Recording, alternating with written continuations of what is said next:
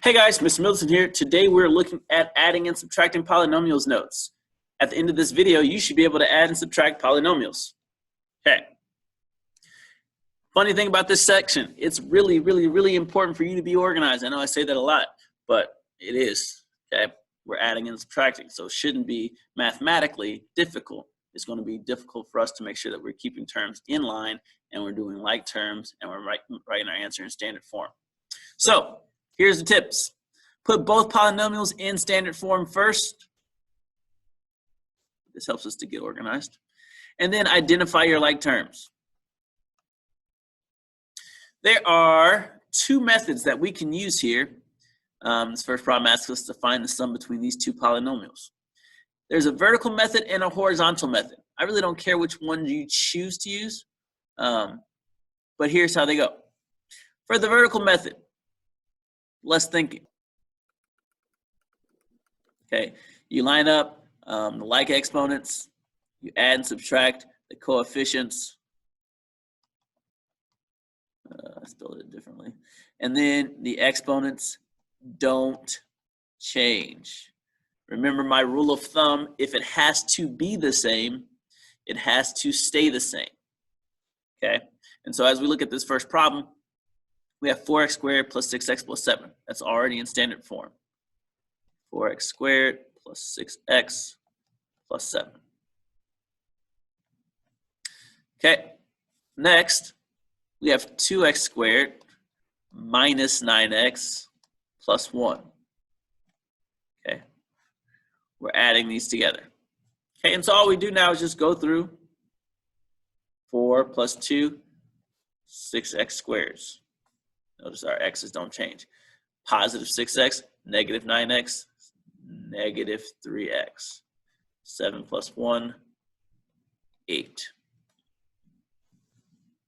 Okay, and so that's our answer. 6x squared minus 3x plus 8. If we were to classify this, this would be called a quadratic trinomial. Okay, numero dos. For horizontal method, the advantage is less writing. Okay, we can kind of just use what we have. Okay, it's there. Okay, so we just identify and mark like terms, add and subtract the coefficients, and exponents don't change. So notice, the tips are the same. It's the same thing. Okay, here's how we go through the horizontal method. Basically, we're setting it up, and I'm looking at 4x squared, 2x squared. What's that give me? 6x squared. 6x, negative 9x. 6x, negative 9, negative 3x. 7, 1, 8. Okay, same answer. It should be. That's what methods are, right? They're just ways to get to the correct answer.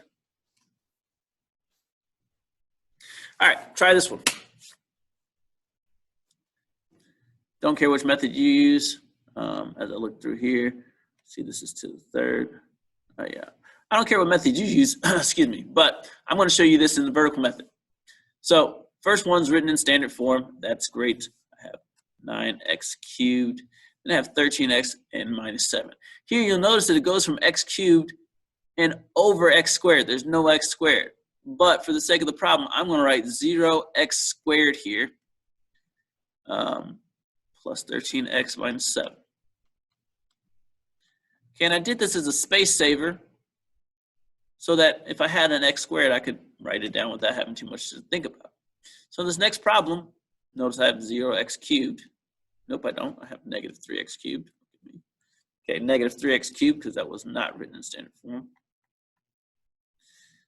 Plus 5x squared. And I don't have an x, so I'm just going to say plus 0x plus 4. Okay, and so now I have all my like terms put together, stacked 9x minus 3x, 6x cubed, right? So we're cubes already. 0 plus 5, 5x squared, 13 and 0, 13x, negative 7 and 4, negative 3. Okay. And so there is our answer. Either way, whether you do horizontal method or vertical method, you should be able to get to that correct answer. All right.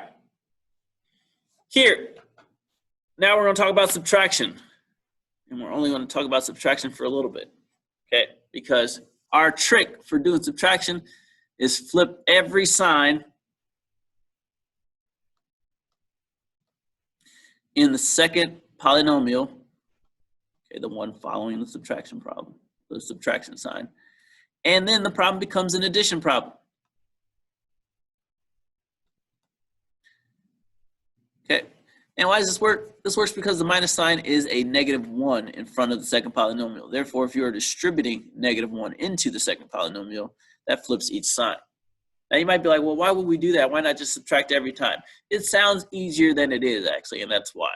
Because when we do 2x cubed plus 5x squared minus 3x, and then we have x cubed minus 8x squared plus 11, each time we have to tell ourselves, okay, do the opposite of the sign, do the opposite of the sign, do the opposite of the sign, which is different than the addition, which we could just like put them together. So what we do is we distribute that negative, change every sign in here, and so now this becomes negative x cubed, positive 8x squared, minus 11. And now we can just look at it vertically and do what the sign says, right? Remind myself that's a 1 here. So 2 minus 1 gives me x cubed. Okay, 5x squared plus 8x squared gives me 13x squared, negative 3, x, and 11. Look at me, I almost made that mistake. Okay, those aren't like terms. Okay, this is 0x. Okay, this is 0, and this is 11. All right, so minus 3x, and then minus 11. And this is why showing work is important, because if I weren't, and I was just like putting stuff together without having it written down, I wouldn't have caught that that was a mistake I was going to make. Okay, organization is key. Proved it myself.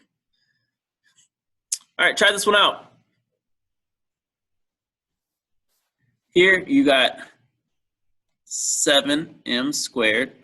I'm going to put a place saver, 0m minus 5. And then I got negative 3m squared plus 8m minus 2.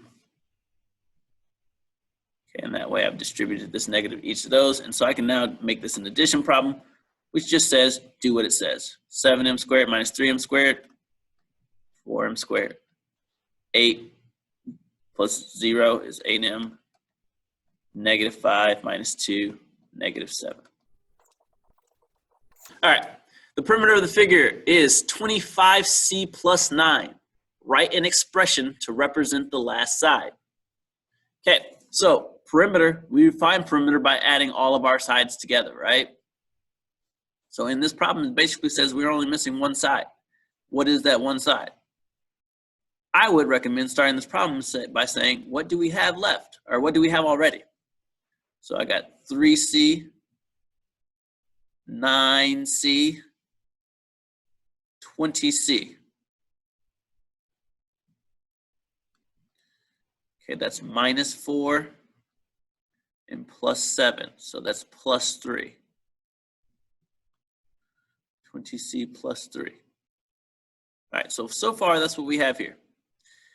We know that the total should be 25c plus 9. So really, this side is the difference between what we're going to have, the total, and what we found our three sides were. So we need to subtract these two numbers. So I have, the problem I'm going to have to do is 25c plus 9 minus 20c plus 3. Okay, remember that we don't do subtraction. We distribute and make it an addition problem. So I have 25c plus 9 minus 20c minus 3. So that gives me 5c plus 6.